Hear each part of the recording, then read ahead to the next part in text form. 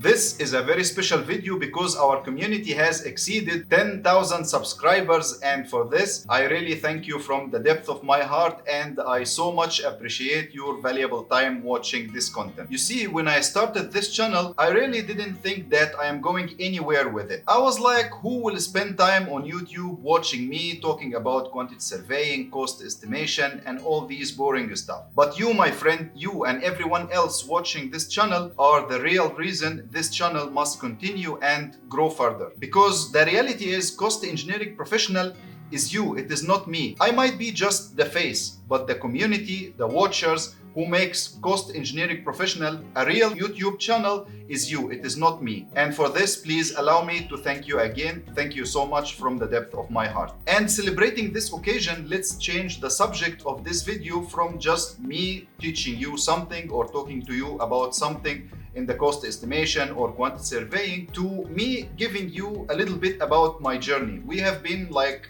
hanging out together for a long time, but I believe that you don't know anything about me. How did I reach here? What did I do? How was my career look like?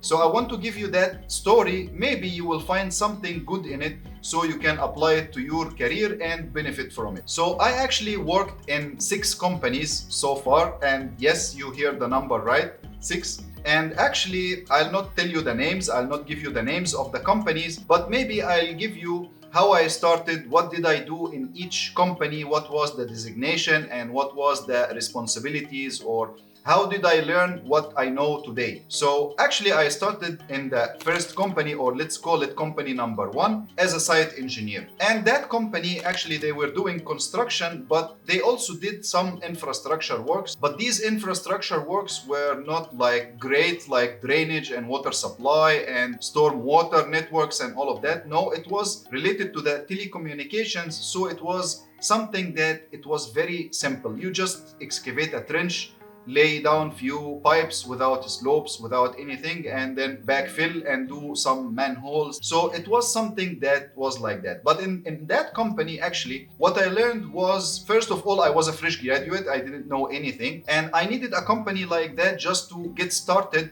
to see how the life look like, how the professional life look like. What are the labors? What are the equipments that we are using? What is the scope of work? How do we finish the work? How to supervise the people? What is the productivity of the people? So it was something nice to introduce you to the real professional life. Like you graduate as a fresh graduate, then you don't know how to move from someone who just know few things theoretically to someone who is really practicing. So I believe it was a good step, but I always had some interest in construction. And because of that, I was always looking forward to work in construction instead of infrastructure, especially that the infrastructure that I was doing was very simple, as I told you. Anyway, I spent in that company 2 years, but in these 2 years, at least I learned AutoCAD. This was the first thing.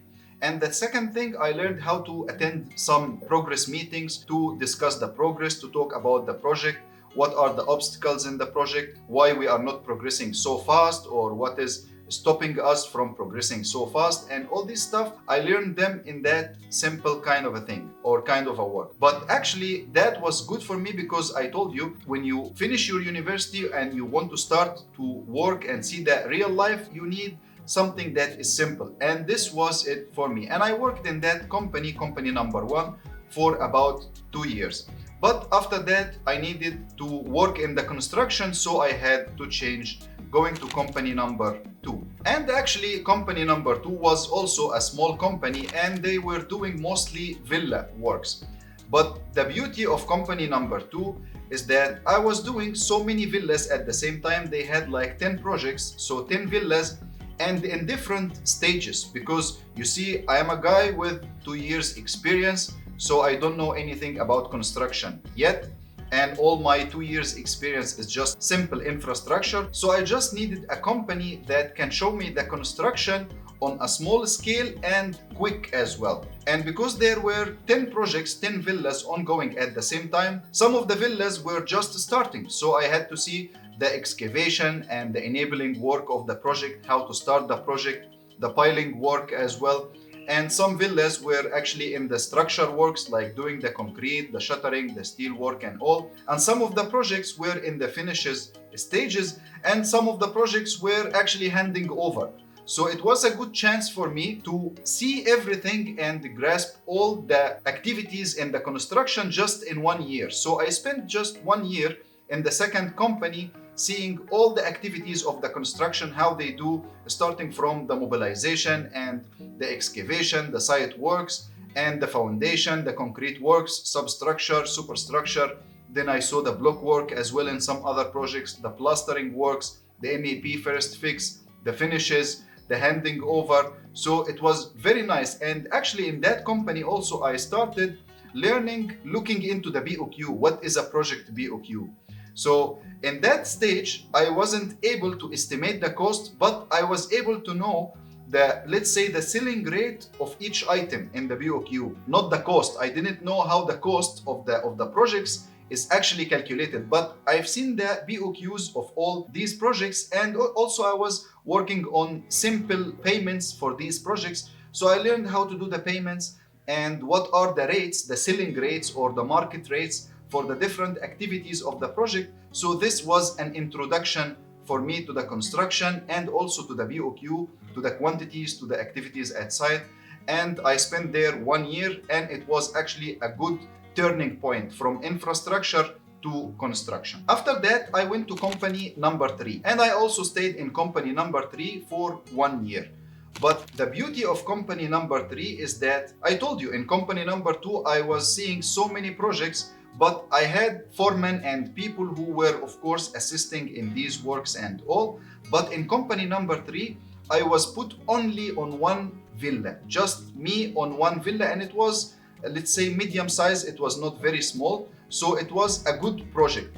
But I was put there without any foreman or any supervisors or assistants, so it was just me and the laborers and the subcontractors. So I had to do every single thing in that villa on my own. Like if I need to order some materials, I had to take off the quantity to be able to order the materials, how many cubic meters of concrete I need, or what is the steel requirement, how many tons of steel, of which diameter. So I had to learn these things, and that's how I got introduced into the quantity takeoff, because in my other videos I always highlight the importance of the quantity takeoff, but this is only a start. So I started like learning how to do the takeoff and all of that from the drawings, and because I was doing everything on my own in the project, I knew how these activities are actually executed. Like I used to stay with the people who are doing the block, and I used to see how they do it. What is the time required? What is the productivity of one labor, or let's say one mason and one helper per day? So I got introduced into the takeoff and also to the productivity. So if you are watching this channel for a while, you will understand that in order to calculate the manpower costs in the project, all you need to do is to know how much the labor is costing the company and what the labor is actually producing, so you can get the cost of the activity in terms of manpower. So company number 3, where I stayed 1 year, was a very good point to see all the activities being executed under my personal supervision, and because of that I had to see all the details in all the activities and all of this.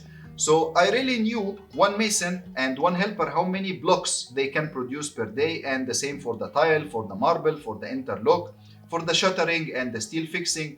And this was amazing actually, because from that company, if I say I learned something from that company, it will be the productivity of labors plus the quantity take off as well. But let's say just take off for a medium project, only for the materials that I need. So I didn't do a takeoff for one full project to make an estimate for that. No, it was not like that. But I had to estimate or take off the quantities for the materials that I need. So I learned takeoff and the manpower productivity and the site execution and the site requirements.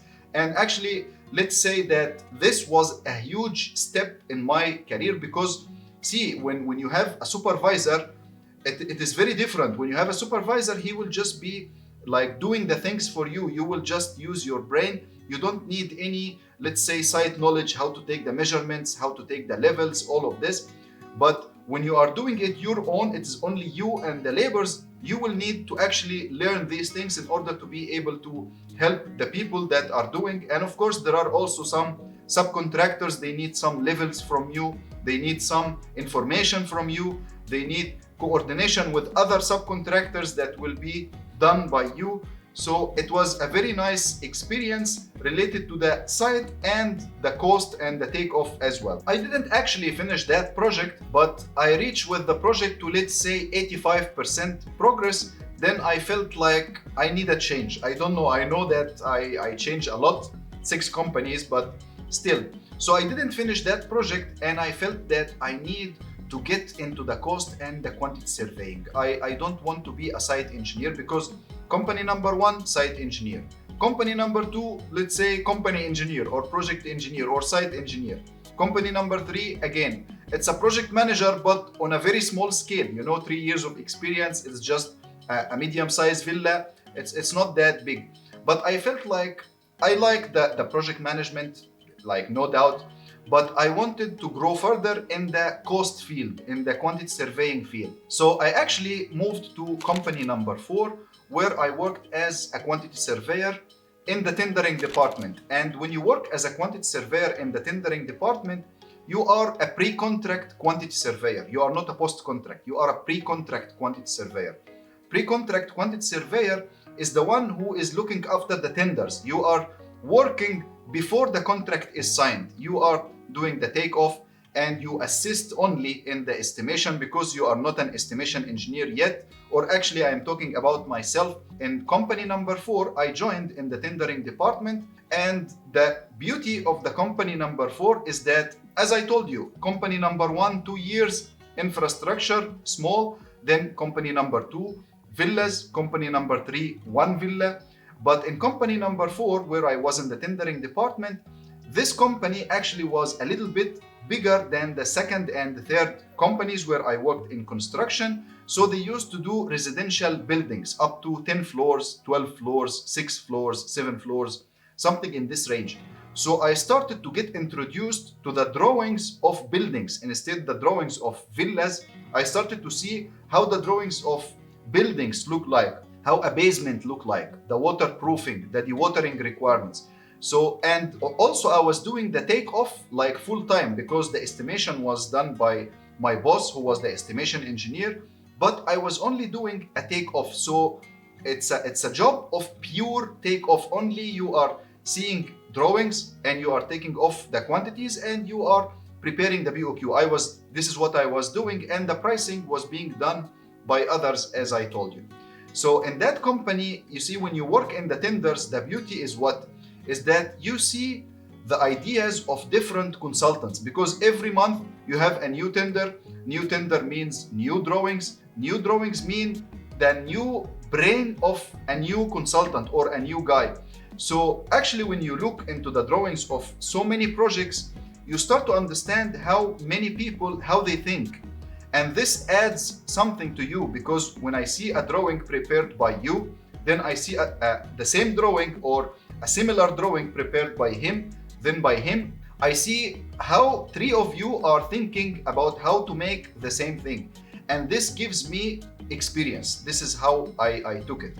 So in company number 4, I was doing the takeoff for buildings, preparing the BOQ for buildings, and I stayed there also for 1 year. And actually in company number 4, like in the last 2 months, I was like starting to get into cost estimation and also variations, because actually it was a tendering department, but there was no post-contract department. So whenever there is a variation or something, if it was small, the project manager will do it with his team at the site. But big variation that requires much work and complicated takeoff, they used to send it to the technical department, to the tendering department, to do at least the takeoff and all of that, and I was part of this. So in company number 4, I had a chance to see the buildings and work in the tendering department, just purely pre-contract work. And also I was introduced a little bit to the post-contract works in terms of variations only, not payments. And this is the story of company number 4. And after that, I went to company number 5. And actually, company number 5 is where I got the most of my experience. In company number 5, it was a much bigger company because they were doing the same villas that I was doing in company number 2 and company number 3, but multiplied by 1000. So as I told you, in company number 4, I started to see the tenders, how the tenders are being done and all of that, see the BOQ, see the buildings. But don't forget that I worked before that in Villa Works in 2 companies. And in company number 2, I've seen so many villas in different stages. So when I went to company number 5, I joined as a senior quantity surveyor. And there I was also, when I started, because I stayed in that company for 2.5 years. But when I started, I was only in the pre-contract works, similar to company number 4. But after some time, I got introduced into the post-contract work, the variations, the payments, and all of this. Plus, I was doing tenders of billions, or let's say millions, much millions. One of the projects reached 1 billion. But actually, these projects were mostly villas, but horizontal project. Like in company number 2 and 3, I was doing villas, but 1 villa, or 5 villas, or 10 villas. It's the same villa, but multiplied by 1000. So again, you will just need to estimate the cost and the quantities of 1 villa and multiply by 1000, you get the price of the project. But when you have, let's say, a villa of 1 million, when you multiply 1 million by 1000, that's 1 billion. So I started to get exposed to the big numbers. And actually, this is very important. When you see the big numbers, you start feeling very confident, let's say. And also there is a problem with this, let's say, system or concept, because when it is just 1 unit multiplied by the number of units, if you have 1000 more in your cost, this 1000 more will be multiplied by 1000 because 1000 villas are there. So you get a 1 million extra price in the end. So if you have 10,000 more, if the villa instead, if you calculate the cost of the villa and it is supposed to be 1 million, if it is 1 million and 50,000, this 50,000 will be multiplied by 1000 villas. So it results in a very big number. So you have to be like very accurate when you are doing this, because the cost of 1 villa will be multiplied by 1000. So whatever error is there, either plus or minus, will be also multiplied by 1000. So it was not something new to me. I was professional in taking off, but I, let's say, enhanced my cost estimation skills so much. And I had a manager who was helping me a lot in the cost estimation. And there I learned the cost estimation, the details of manpower on a very big scale on the same villa that I was doing in company number 2 and company number 3. So if I want to give you an advice from this company, which is company number 5, looking into big numbers, when you look at big numbers, it will give you confidence. When you can play with numbers just like that, this will give you confidence. And actually I stayed in that company for 2.5 years, and I can say in my career, because it is the 5th company, this was one of the, not one of the best, actually it was the best company I worked in. Then after that, I went to company number 6. And actually company number 6 is where I am right now. And I have been in company number 6 for 4.5 years now. So company number 6 is very different from the 5 companies before that. Why? Because the 5 companies before that were contracting companies. Like they just get a project from the client and they do it.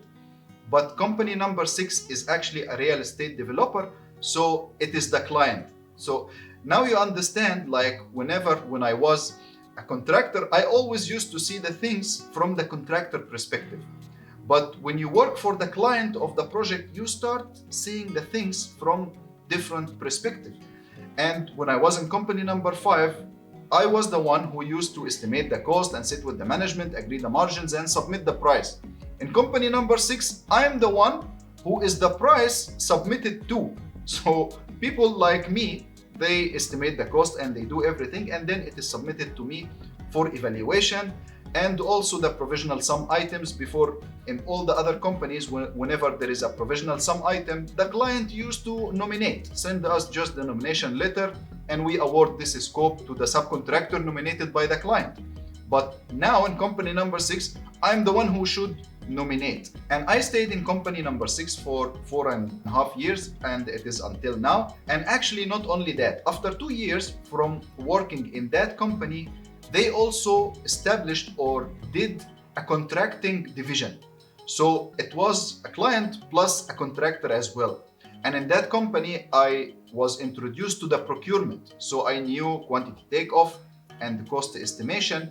And when you work as a client, by the way, you will start looking more into contracts. So I was introduced to contracts and procurement, and you do many cost estimation activities to see the feasibility. Do we do it this way or this way? Which one would be more beneficial? I started to look at the company profiles of the companies, who did what projects, and are they really qualified to do this project or not. And when you actually do the construction in-house, when you put the specification, you are the client and you are the one executing. It is also something that is not easy to manage actually. So a lot of things, a lot of experiences will come from such thing. And that's why I like this company, and this is where I am right now. And I spent 4.5 years. So out of, let's say, 12 years, like more than 30% of my career is in this company. So that's how I learned so many things from that company, and for that I am really thankful. And of course, I cannot say the name of any of the companies, but just it was like how I reached where I am right now. Also, I forgot to mention in company number 6, the cost control, the contracts, cost estimation, takeoff, procurement. So all the things that I'm always talking about here on the channel on Cost Engineering Professional. And if you are staying with me this far, actually I should thank you so much again for your patience, and I hope you enjoyed this video. If you did, don't forget to like the channel and subscribe if you are not subscribed yet, so that this community can grow further and further. And I'll see you in the next video. Bye bye.